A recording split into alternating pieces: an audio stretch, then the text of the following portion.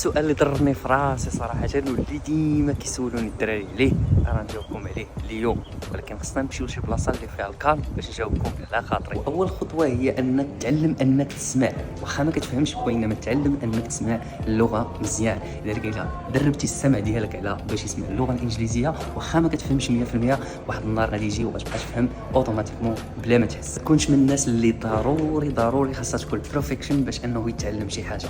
تعلم انك دير الاخطاء في اي حاجه كتعلمها، فمن الاخطاء كنتعلموا. اما كانش عندك شي واحد اللي تتعلم معاه ولا اللي تبراكتيسي معاه، فتعلم انك تهضر مع راسك في المرايه. هذه هي الطريقه اللي كنت كندير. تبغي تتعلم واحد اللغه فتعلمها في الدومين اللي كيعجبك، وحاول انك تبراكتيسي داكشي اللي تعلمتي يوميا. السر الوحيد في تعلم اي لغه هو الاستمراريه، وباش تستمر خصك ضروري انك تستعمل داكشي اللي تعلمتيه كل نهار. الغلط الوحيد اللي كنت كندير هو انني كنركز على الجرامر بزاف وما كنركزش على الكومونيكاسيون. فاهم حاجه خاصك ديرها هي تكومونيكي مع الناس، واخا كدير اغلاط ضروري غيجي واحد النهار وغادي تتعلم. دخل جروبات تبادل اللغات، كاينين بزاف ديال الجروبات، كاينين بزاف ديال لي زابليكاسيون بحال دويلينغو اللي غادي يخليك تبراكتيسي اللغه ديالك.